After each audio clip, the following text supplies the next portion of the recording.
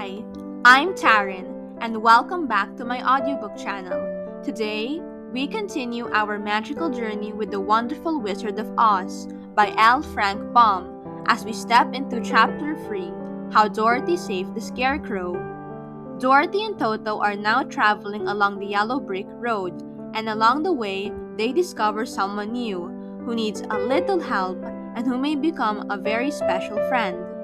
So get comfy, relax, and let's begin the next part of Dorothy's adventure. The Wizard of Oz, Chapter 3 by L. Frank Baum. When Dorothy was left alone, she began to feel hungry, so she went to the cupboard and cut herself some bread, which she spread with butter. She gave some to Toto, and taking a pail from the shelf, she carried it down to a little brook and filled it with clear, sparkling water. Toto ran over to the trees and began to bark at the birds sitting there. Dorothy went to get him and saw such delicious fruit hanging from the branches that she gathered some of it, finding it just what she wanted to help out her breakfast. Then, she went back to the house and having helped herself and Toto to a good drink of the cool, clear water, she set about making ready for the journey to the City of Emeralds. Dorothy had only one other dress, but that happened to be clean and was hanging on a peg beside her bed. It was gingham, with checks of white and blue, and although the blue was somewhat faded with many washings, it was still a pretty frock. The girl washed herself carefully, dressed herself in the clean gingham, and tied her pink sunbonnet on her head. She took a little basket and filled it with bread from the cupboard, laying a white cloth over the top. Then, she looked down to her feet and noticed how old and worn her shoes were. "They surely will never do for a long journey, Toto," she said, and Toto looked up into her face with his little black eyes and wagged his tail to show he knew what she meant. At that moment, Dorothy saw lying on the table the silver shoes that belonged to the Witch of the East. "I wonder if they will fit me," she said to Toto. "They would be just the thing to take a long walk in, for they could not wear out." She took off her old leather shoes and tried on the silver ones, which fitted her as well as if they had been made for her. Finally, she picked up her basket. "Come along, Toto," she said. "We will go to the Emerald City and ask the Great Oz how to get back to Kansas again." She closed the door, locked it, and put the key carefully in the pocket of her dress. And so, with Toto trotting along soberly behind her, she started on her journey. There were several roads nearby, but it did not take her long to find the one paved with yellow bricks. Within a short time, she was walking briskly toward the Emerald City, her silver shoes tinkling merrily on the hard, yellow road bed. The sun shone bright and the birds sang sweetly, and Dorothy did not feel nearly so bad as you might think a little girl would have been suddenly whisked away from her own country and set down in the midst of a strange land. She was surprised as she walked along to see how pretty the country was about her. There were neat fences at the sides of the road, painted a dainty blue color, and beyond them were fields of grain and vegetables in abundance. Evidently, the Munchkins were good farmers and able to raise large crops. Once in a while she would pass a house and the people came out to look at her and bow low as she went by, for everyone knew she had been the means of destroying the wicked witch and setting them free from the bondage. The houses of the Munchkins were odd-looking dwellings, for each was round with a big dome for a roof. All were painted blue, for this country of the East blue was the favorite color. Toward evening, when Dorothy was tired with a long walk and began to wonder where she would pass the night, she came to a house rather larger than the rest. On the green lawn before it, many men and women were dancing. 5 little fiddlers played as loudly as possible, and the people were laughing and singing, while a big table nearby was loaded with delicious fruit and nuts, pies and cakes, and many other good things to eat.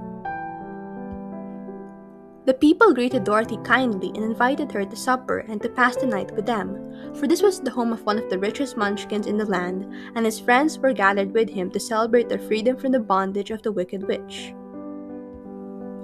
Dorothy ate a hearty supper and was waited upon by the rich Munchkin himself, whose name was Boq.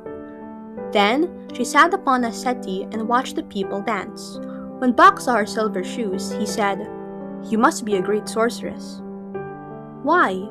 asked the girl. "Because you wear silver shoes and have killed the wicked witch. Besides, you have white in your frock, and only witches and sorceresses wear white." My dress is blue and white checked, said Dorothy, smoothing out the wrinkles in it. It is kind of you to wear that, said Buck. Blue is the color of the Munchkins, and white is the witch color, so we know you are a friendly witch. Dorothy did not know what to say to this, for all the people seemed to think her a witch, and she knew very well she was only an ordinary little girl who had come by the chance of a cyclone into a strange land. When she had tired watching dancing, Buck led her into the house, where he gave her a room with a pretty bed in it. The sheets were made of blue cloth, and Dorothy slept soundly in them till morning, with Toto curled up on the blue rug beside her. She ate a hearty breakfast and watched a wee Munchkin baby who played with Toto and pulled his tail and crowed and laughed in a way that greatly amused Dorothy. Toto was a fine curiosity to all the people, for they'd never seen a dog before.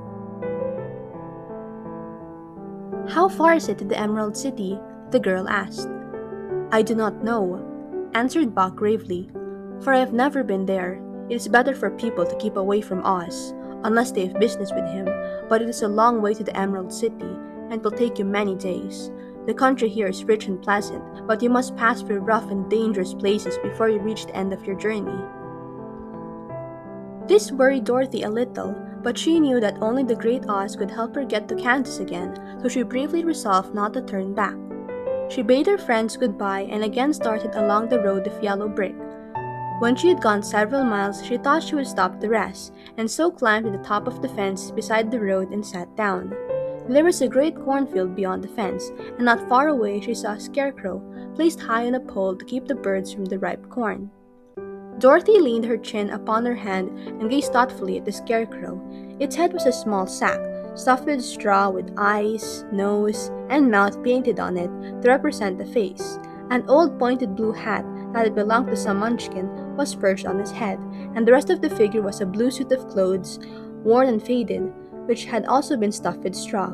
On the feet were some old boots with blue tops, such as every man wore in this country, and the figure was raised above the stalks of corn by means of the pole stuck up its back. While Dorothy was looking earnestly into the queer painted face of the scarecrow, she was surprised to see one of the eyes slowly wink at her.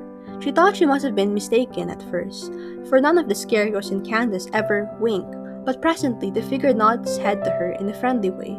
Then she climbed down from the fence and walked up to it, while Toto ran around the pole and barked. Good day, said the scarecrow in a rather husky voice. Did you speak? Asked the girl in wonder. Certainly, answered the scarecrow. How do you do? I'm pretty well, thank you, replied Dorothy politely. How do you do? I'm not feeling well, said the scarecrow with a smile, for it is very tedious being perched up here night and day to scare away crows. Can't you get down? Asked Dorothy. No, for this pole is stuck up my back. If you will please take away the pole, I shall be greatly obliged to you. Dorothy reached up both arms and lifted the figure off the pole, for being stuffed with straw it was quite light. Thank you very much, said the scarecrow, when he had been set down on the ground. I feel like a new man. Dorothy was puzzled at this, for it sounded queer to hear a stuffed man speak, and to see him bow and walk along beside her. Who are you? Asked the scarecrow, when he had stretched himself and yawned, and where are you going? My name is Dorothy, said the girl, and I am going to the Emerald City to ask the Great Oz to send me back to Kansas. Where is the Emerald City? He inquired, and who is Oz? Why don't you know? She returned in surprise. No, indeed, I don't know anything. You see, I'm stuffed, so I have no brains at all, he answered sadly. Oh, said Dorothy, I'm awfully sorry for you. Do you think, he asked, if I go to the Emerald City with you, that Oz would give me some brains? I cannot tell, she returned, but you may come with me if you like. If Oz will not give you any brains, you'll be no worse off than you are now. That is true, said the scarecrow. You see, he continued confidentially, I don't mind my legs and arms and body being stuffed because I cannot get hurt. If anyone treads on my toes or sticks a pin into me, it doesn't matter, for I can't feel it. But I do not want people to call me a fool, and if my head stays stuffed with straw instead of with brains, as yours is, how am I ever to know anything? I understand how you feel, said the little girl, who was truly sorry for him. If you will come with me, I'll ask Oz to do all he can for you. Thank you, he answered gratefully. They walked back to the road. Dorothy helped him over the fence and they started along the path of yellow brick for the Emerald City.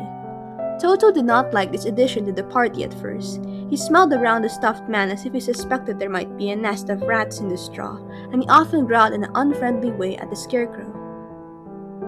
Don't mind Toto, said Dorothy to her new friend. He never bites. Oh, I'm not afraid, replied the Scarecrow. He can't hurt the straw. Do let me carry that basket for you. I shall not mind it, for I can't get tired. I'll tell you a secret, he continued, as he walked along. There's only one thing in the world I am afraid of. What is that? Asked Dorothy. The Munchkin farmer who made you? No, answered the Scarecrow. It's a lighted match. End of Chapter 3. Thanks for joining me for Chapter 3 of The Wonderful Wizard of Oz. Dorothy has made a brand new friend and their journey along the yellow brick road is just beginning. With each step, their adventure grows bigger and more magical. If you're enjoying the story, don't forget to like, subscribe, and hit that bell so you won't miss Chapter 4. Until next time, keep your imagination bright and keep turning the page. See you in the next chapter.